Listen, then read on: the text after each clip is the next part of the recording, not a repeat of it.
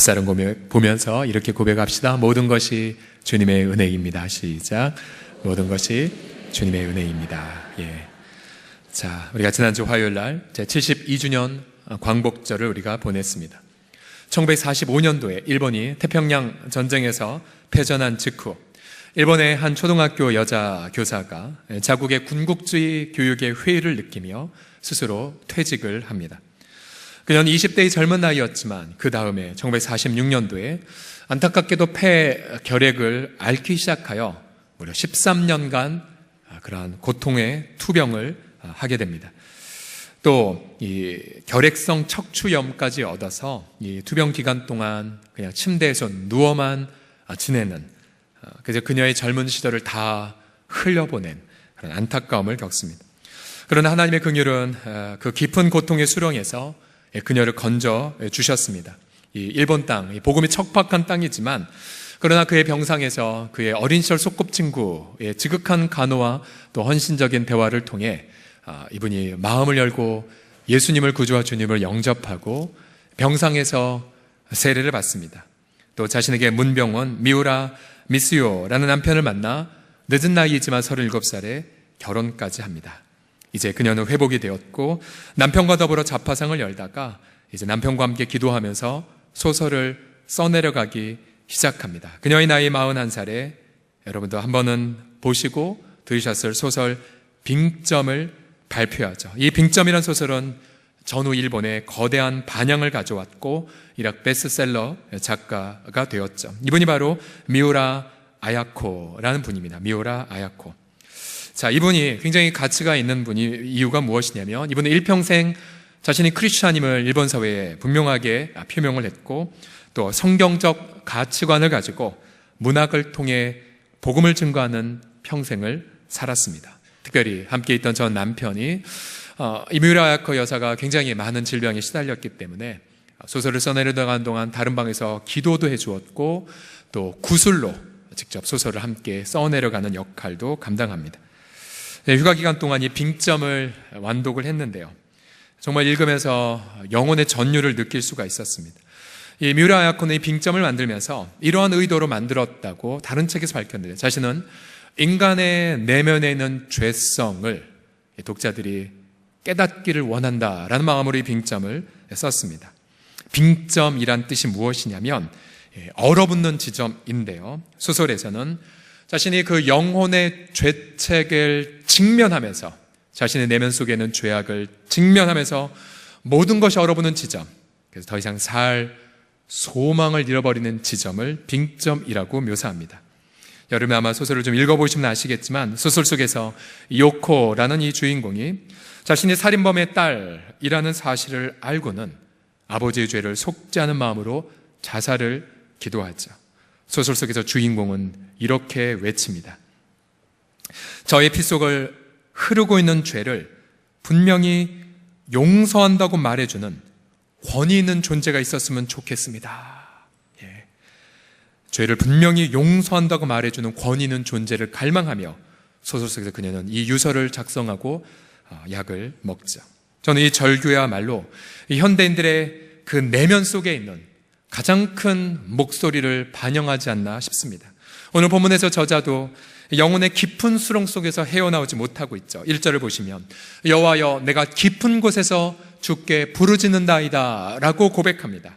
이 깊은 곳이라는 히브리어 단어는 시편에 보게 되면 감당할 수 없는 고난, 또 헤아릴 수 없는 죄악을 묘사할 때 깊은 곳, 깊은 물이라고 묘사하죠. 가령 다윗은 시편 69편 2절에서 나는 설 곳이 없는 깊은 수렁에 빠져가며 깊은 물에 들어갑니다라고 그렇게 애원합니다. 60편 4절과 5절에 보면 그 깊은 물의 내용을 두 가지로 묘사하자. 하나는 까닭없이 나를 미워하는 자가 나의 머리털보다 많고 부당하게 나의 원수가 된 나를 끊으려 하는 자가 강하여서 내가 빼앗지 아니한 것도 물어주게 되었나이다. 즉 감당할 수 없는 고난, 그리고 또 한 가지는 하나님이 주는 나의 우매함, 어리석음을 아시오니 나의 죄가 주 앞에서 숨김이 없나이다. 즉 헤아릴 수 없는 자신의 죄악, 감당할 수 없는 고난, 또 헤아릴 수 없는 자신의 죄악을 성경에 저자듯이 깊은 수렁이라고 묘사합니다. 우리 사랑하는 성도들이요, 이 태양이 떠오를수록 감추었던 어두운 것들이 다 드러나듯 신앙의 연수가 더해갈수록 저와 여러분들은 죄의 악들을 더욱 민감하게 깨닫게 됩니다.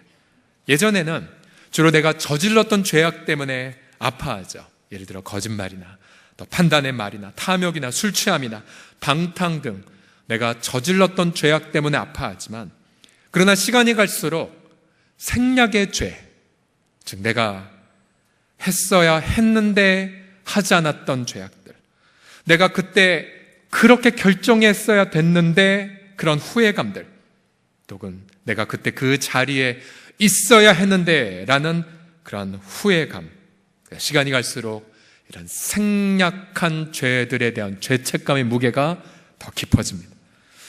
우리도 알다시피 부끄러움을 알았던 시인 윤동주의 고백대로 입새에 이는 바람에도 나는 괴로워함을 나도 고백하게 되고요, 또 사도 바울 로마서 7장에서 고백한 것처럼 오라 나는 곤고한 사람이로다, 누가 나를 이 사망의 몸에서 건져내랴 라고도 우리도 외치게 됩니다. 과연 이러한 죄악의 심연으로부터 어떻게 우리가 안식을 얻을 수가 있겠을까요? 첫 번째로 저자는 이렇게 성경을 통해 말합니다. 긍휼하심을 바라고 부르짖으라고 외치고 있습니다. 같이 읽어볼까요? 긍휼하심을 시작. 긍휼하심을 바라고 부르짖으라. 예, 긍휼하심을 바라고 부르짖는 것이 안식의 그 문을 여는 첫 열쇠입니다. 지금 시편 저자는 하나님 앞에 제발 나 좀 살려달라고 부르짖고 있습니다. 1절과 2절을 다시 한번 읽어볼까요? 시작. 여호와여, 내가 깊은 곳에서 주께 부르짖었나이다. 주여, 내 소리를 들으시며 나의 부르짖는 소리에 귀를 기울이소서. 예, 정말로 내 목소리 좀 들어달라고 하나님 앞에 애원하고 있죠. 내 부르짖는 소리에 귀를 좀 기울여달라고 외치고 있습니다. 자, 성경의 저자가 이렇게 외치는 이유는 바로 하나님의 긍휼하심을 기대하기 때문이죠. 2절을 보시면 한 영어 성경에선 부르짖는 소리를 긍휼을 바라는 애원으로도 번역했습니다. 또 7절을 보시면 저자는 주의 그 인자하심을 기대하며 하나님 앞에 지금 나아가고 있지요. 자, 여러분, 하나님의 긍휼하심이란 과연 어떠한 성품입니까?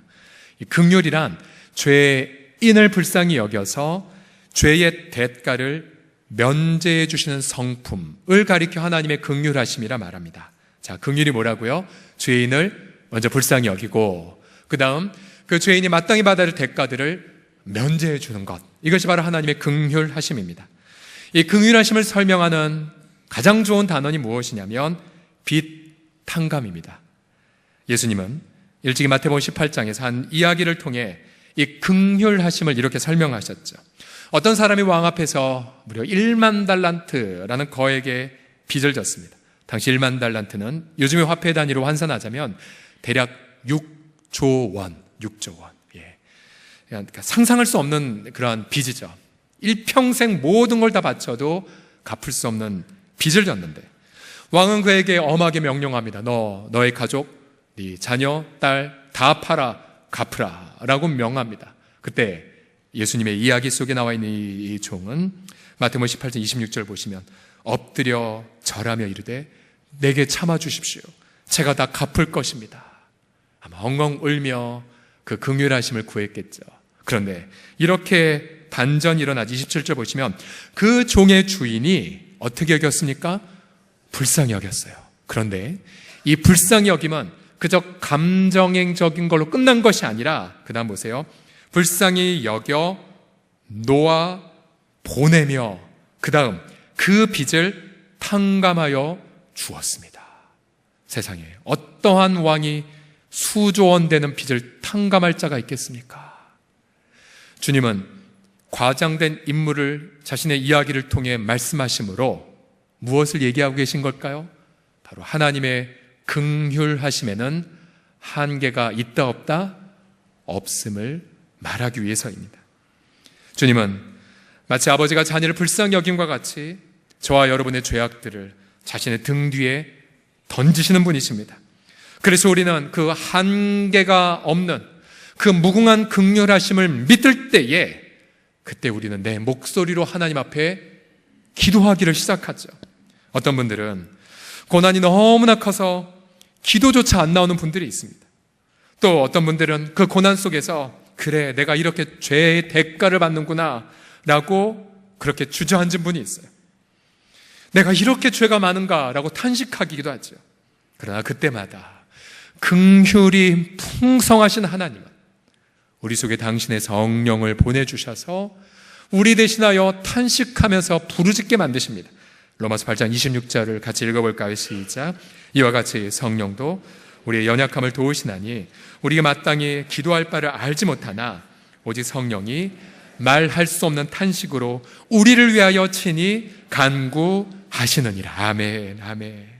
그래서 우리는 성령님의 그 탄식과 더불어 기도를 시작하게 됩니다.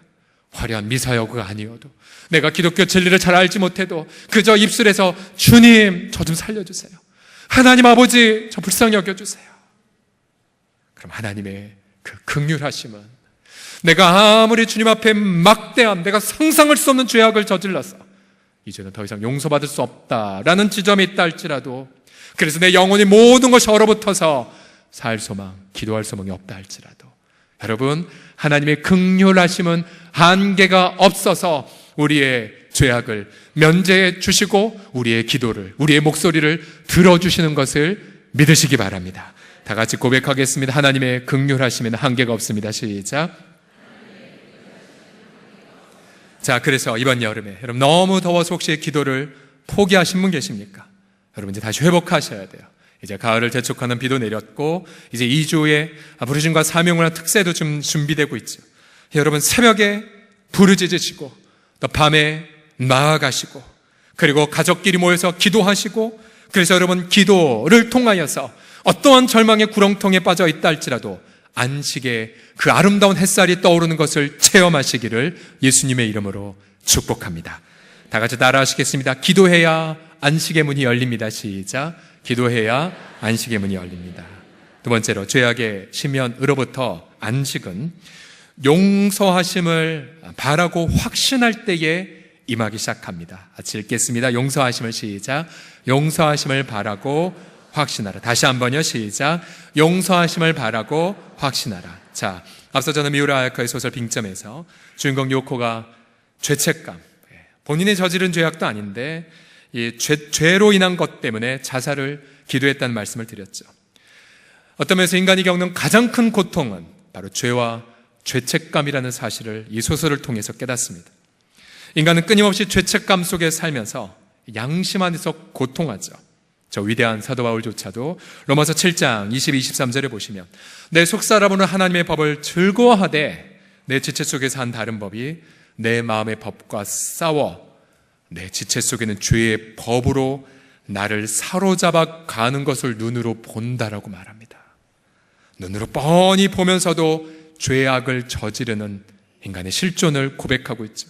오늘 시편 저자도 3절을 보시게 되면 죄책감의 깊은 수렁에서 이렇게 고통합니다. 여호와여, 주께서 죄악을 지켜보실진데 주님 앞에 누가 서겠습니까? 이게 바로 우리의 솔직한 고백입니다. 저도 그렇고 여러분들도 그렇고 날 때부터 죄의 노예로 태어났죠. 그 죄가 점점 자라나서 여러분 어린 시절을 기억해 보십시오. 여러분 중에 누가 너 거짓말 이렇게 해야 돼? 나 좀 따라해 볼래? 거짓말 이렇게 하는 거야. 훈련받아서 거짓말 한 분 계십니까? 아무도 없죠. 아무도 없어요. 저도 어린 시절 6살인 5살인지 모르겠지만은 엄마 몰래 엄마의 돈 100원을 훔쳤을 때 그 누구도 저에게 도적질을 이렇게 하는 걸 훈련하는 분은 아무도 없었습니다. 그저 제 속에는 이 죄성이 저의 지정의를 오염시키고 그리고 타락시켜서 죄의 악의 열매를 맺은 것 뿐이었죠. 그 죄가 점점 자라서 우리의 양심을 마비시키고, 그래서 우리는 사랑보다 증오를 사랑하게 되고요, 신뢰보다는 불신을 좋아하게 되죠. 그리고 비교와 편가르고 이웃을 짓밟는 것을 내 자랑으로 삼습니다. 그게 바로 저와 여러분의 모습이에요.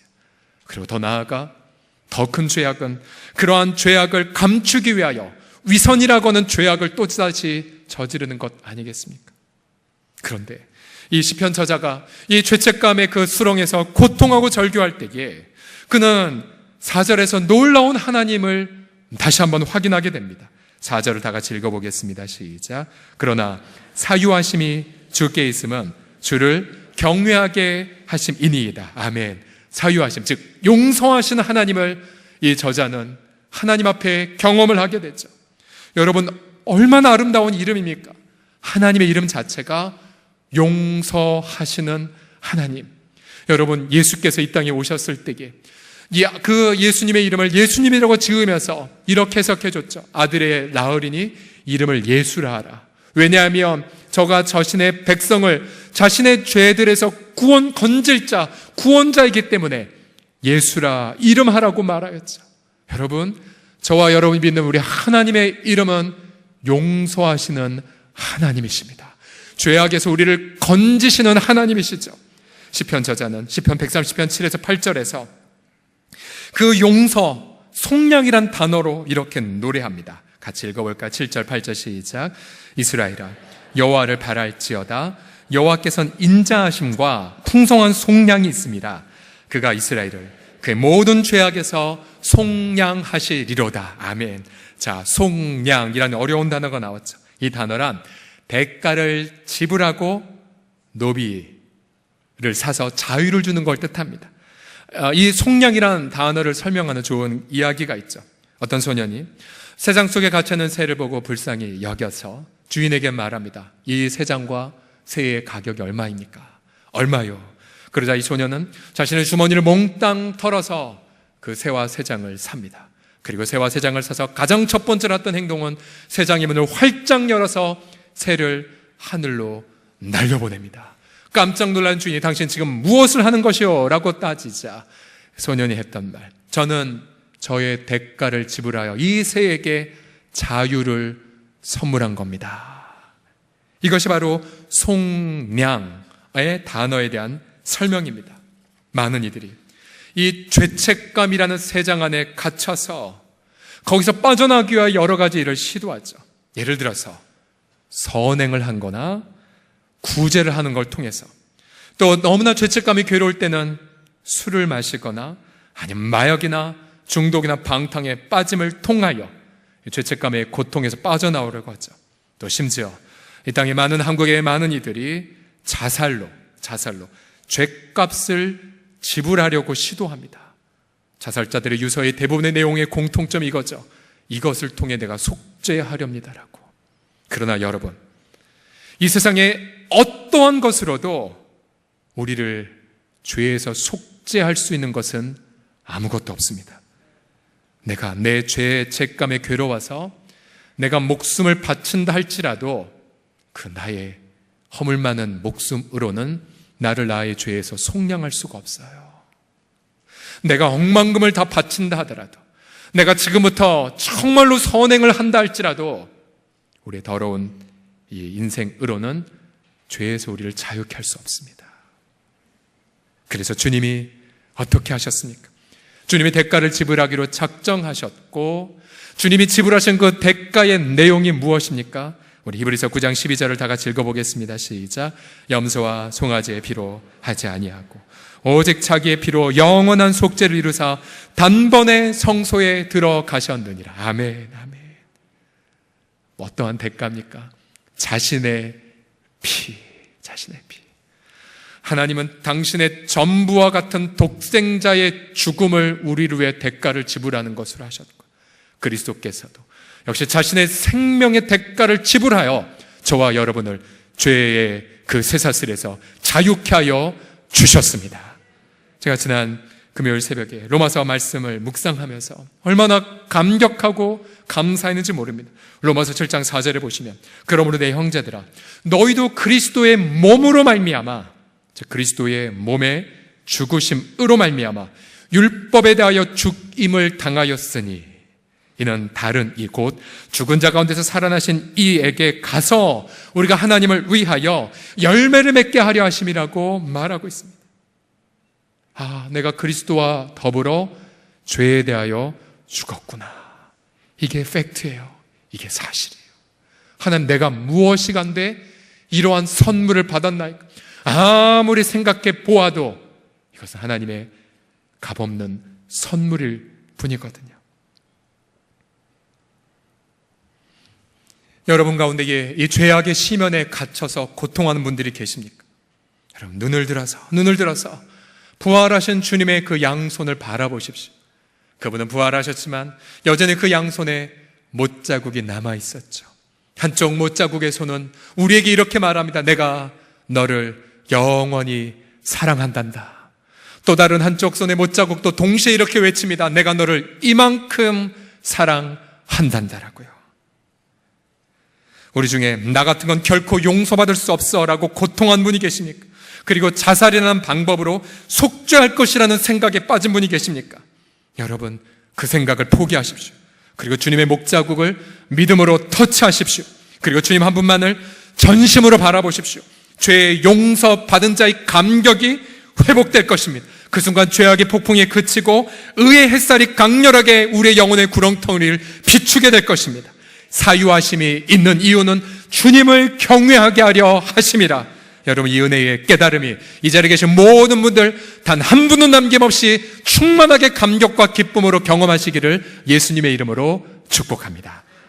마지막으로 죄악의 심연으로부터 어떻게 안식을 얻을 수 있냐면 소망 주심을 바람으로 기다림으로 얻을 수 있습니다. 같이 읽겠습니다. 소망 주심 시작. 소망 주심을 바라고 기다리라.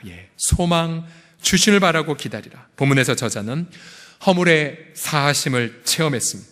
그리고 자신의 고난이 죄로 인한 징벌이 아니라는 것도 깨달았죠. 그때 이 저자는 온 마음을 다해 주님의 말씀을 기다리기 시작합니다. 5절과 6절을 보십시오. 나 곧 내 영혼은 여호와를 기다리며. 여러분 여호와를 기다린다는 뜻은 무엇이냐면 그 다음 보세요. 나는 주의 말씀을 바라는 것으로 표현돼요. 하나님을 기대한다는 것은 말씀을 기대한다는 것이고요. 하나님을 대면한다는 것은 바로 하나님 말씀을 대면한다는 것입니다. 얼마나 기다렸냐면 파수꾼이 아침을 기다림보다 내 영혼이 주를 더 기다리니 참으로 파수꾼이 아침을 기다림보다 더한다라고 고백합니다. 여러분 밤을 새보신 적 있습니까? 정말로 그 밤을 기다리는 파수꾼은 두 가지 심경이 있죠. 하나는 그래 반드시 아침은 올 거야. 그래 올 거야. 요 한 가지 마음. 그러나 또 한 가지 마음은 그런데 이 밤은 영원한 것 같구나. 이 밤은 영원한 것 같구나. 우리가 고통의 수렁 속에 빠졌을 때 이 두 가지죠. 그래 분명히 응답이 있을 거야. 이거 하나 나와. 그러나 고난에 겪은 당사자는 시간이 영원한 것처럼 내가 시면에 이 고난의 시면에 영원한 것 같은 절망감으로 아파하지 않습니까? 시편 저자는 그 상황에서 여호와를 기다리며 하나님 주신 말씀을 받고자 기다리고 또 기다리고 또 기다립니다. 그게 필요한 건 인간의 조언이 아니었습니다. 그게 필요한 건 살아계신 하나님의 말씀이었죠. 여러분 저와 여러분 고난의 속에서 얼마나 하나님 말씀만을 기다리고 계십니까? 아니면 그저 사람이 해결해 주는 것만을 기대하고 있습니까? 지난 8월 9일 날 우리 교회도 여러 번 같이 기도했었죠. 캐나다 큰빛교회 이면수 목사님이 2년 6개월 9일 만에 북한 정치범 교화소에서 기적적으로 석방이 되는 일이 있었습니다. 목사님 자신도 분명히 15분 전에야 풀려날 것을 알았다고 합니다.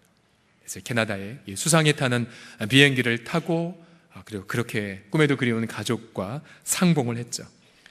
본래 이 이면수 목사님은 북한에 20년 동안 막대한 구호 물자를 보내었던 아주 인도주의적으로 본이 되셨던 분이었습니다. 그런데 북한이 여러 가지 정치적인 그러한 음모를 가지고 목사님의 설교 전체를 다 훑어보고 나서 한 대목을 문제 삼아 목사님을 구금했고 체포했고 그리고 사형 판결을 내렸죠. 사형 판결을. 그러나 그가 캐나다 시민권자였기에 사형 판결과 집행은 할 수가 없어서 그저 종신 노동교화형을 내렸습니다. 종신 노동교화형. 그때부터 목사님은 감옥에서 곡괭이 하나만 받고 매일 땅을 파는 일을 하셨다고 하죠. 발가락 10개가 다 동상에 걸렸고 몸은 망가져버렸고 그래서 2달 동안 입원까지 하기도 하셨습니다. 그러나 가장 힘들었던 것은 외로움과의 투쟁이었다고 합니다. 외로움. 아무도 그와 대화하지 않았습니다. 아무도 그와 식사하지 않았습니다. 홀로 독방에서 그렇게 처절한 외로움과의 싸움을 감당했다고 합니다. 목사님은 나중에 나오시고 나서 교회 앞에서 이런 간증을 하셨습니다. 주변에서 그렇게 종신형 판결을 그렇게 내리는 그 순간 하나님의 감당할 수 없는 평강이 자신의 마음을 속에 들어왔다고 해요.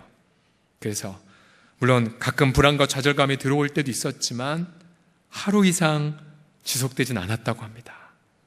그러면서 이 외로운 기간을 어떻게 버티셨냐면 바로 하나님과 대화하는 걸 통해 버텼다고 합니다.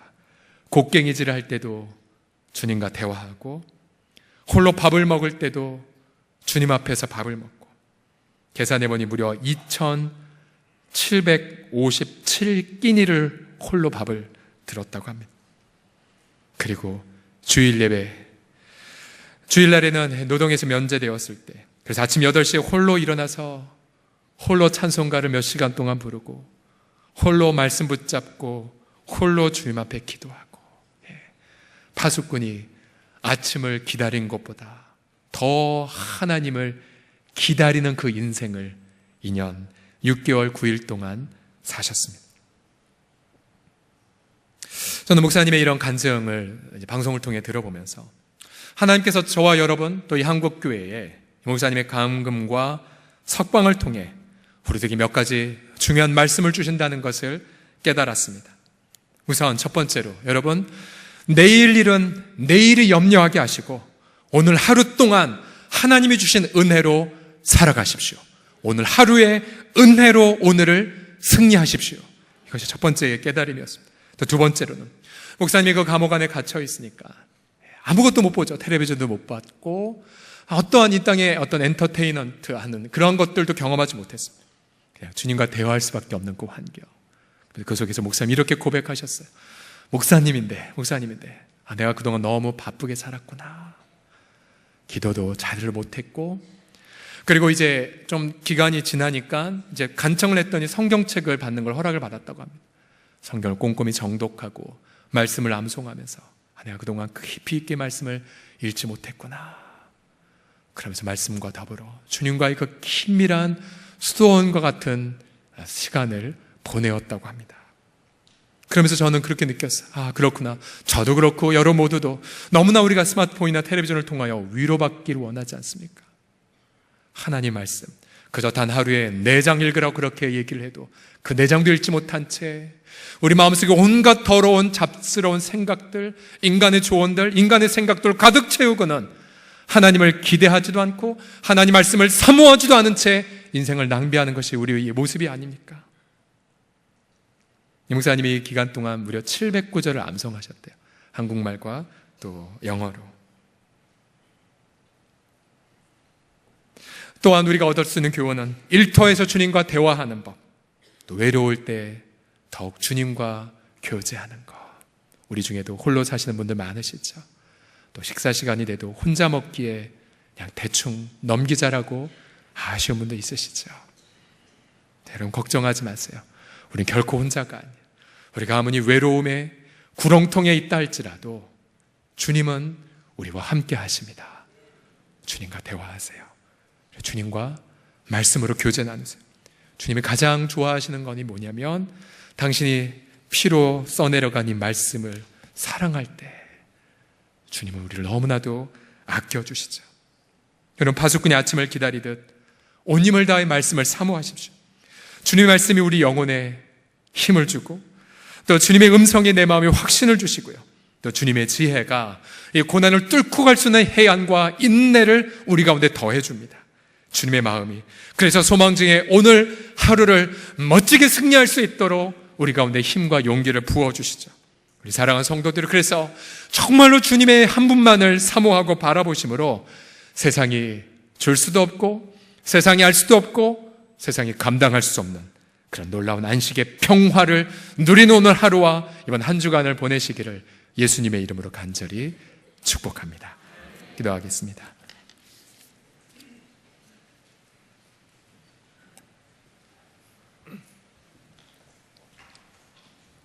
지난밤 여러분 가운데에 죄책감으로 너무 고통하신 분들 계십니까? 그래서 교회는 다니지만 자살해야 되나? 여러분 생각을 하고 계신 분 있으십니까? 근데 자살로도 여러분 죄값은 지불되지 못합니다.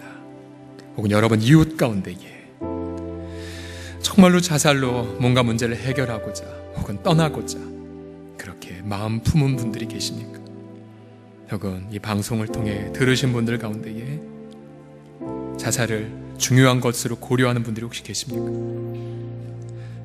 염려하지 마십시오. 내 생명의 대가로는 해결 못하지만 하나님 아들의 생명의 대가로 우린 이미 해결을 받았습니다. 이미 자유함을 받았습니다. 이 시간 주 앞에 오늘 주님이 주신 음성을 좇아서 함께 회개와 감사와 결단의 고백을 드립시다. 기도하겠습니다. 살아계신 아버지 하나님, 지금 많은 이들이 자신의 죄로 인하여 고통하고 절규하고 아파하고 내가 나 같은 것이, 그리고 내가 왜 그때 아버지 하나님의 후회와 또 아버지 하나님의 그런 몸부림 속에 아파하니 하나님의 그 특별한 그 사랑과 아버지 하나님의 은혜가 그리스도 예수 안에 임하사 아버지 하나님의 무궁한 긍휼과 또 무궁한 아버지 하나님의 그런 용서하심으로 아버지 하나님의 무궁한 그 소망을 주심을 통하여 일어나 살아 하나님을 바라보게 하여 주시옵시고, 그래서 아버지 이 시간 부어주시는 아버지 하나님의 그 위대한 안식의 평화를 누리며 아버지 하나님 영원히 하나님이여 하나님 앞에 담대하게 나아가는 우리 모든 사랑하는 지체들 되게 하여 주십시오.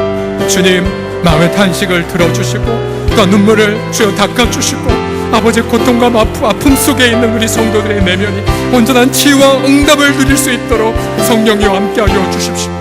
그래서 아버지 물리적인 감옥이 있지 않다 할지라도 아버지 하나님의 경제적인 감옥, 아버지 하나님이여 여러 원망과 분노의 그런 감옥, 가정의 깨어짐의 분노, 아버지 하나님이여 부부관계의 그런 깨어짐의 아픔들, 또 부모 자녀 간의 관계의 깨어짐의 그런 감옥들 속에 있다 할지라도 아버지 어린 양 예수 그리스도의 보혈의 피로 자유케 하시는 하나님의 그 위대한 은혜들을 누리게 하여 주시옵소서. 같이 찬양할까요? 하나님의 음성을 듣고자 기도하며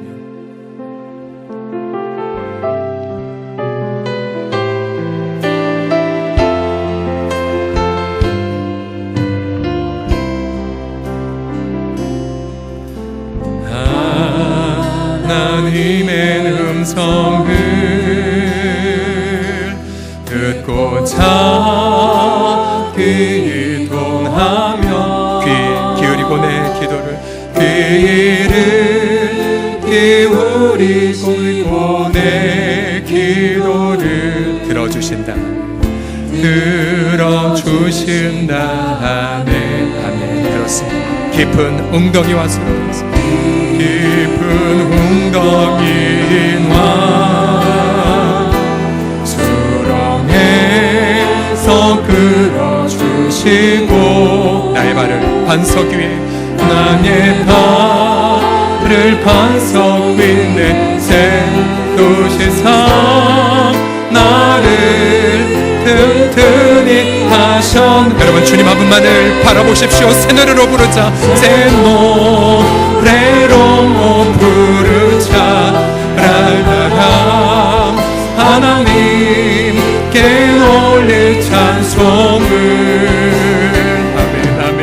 새 노래로 부르자.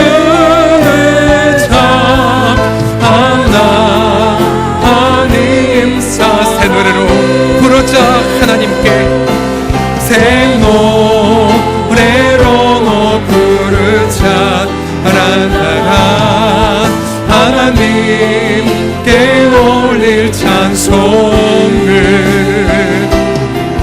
새 노래로 부르자. 하나님 사랑을.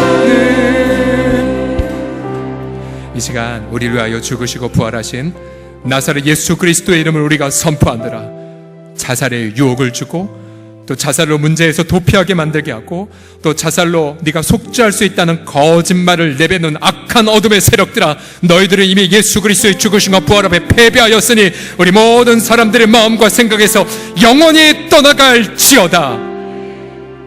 염소와 송아지의 피로 하지 아니하시고 오직 자기의 피로 영원한 속죄를 이루사 단번에 우리들과 더불어 하나님의 대면하게 하시는 우리 주의 이름을 송축하며 이 시간 보좌로부터 아버지의 부활하신 예수 그리스도의 그 아름다우신 손의 터치가 성령 우리 성도들의 심령 가득히 임하게 하여 주시사 아버지 하나님의 그 무궁한 한계가 없는 긍휼하심을 바라보게 하여 주시고 어린 양 예수 그리스도의 보혈의 피로 말미암은 사죄의 확신을 거머쥐게 하여 주시고 그래서 소망이 되신 주의 말씀과 더불어 안식의 평화를 가정과 일터에서 만끽하게 하여 주시옵소서. 주님을 찬미하며 예수님의 이름으로 기도드립니다. 아멘. 우리 하나님 앞에 영광의 박수 올려드리시겠습니다.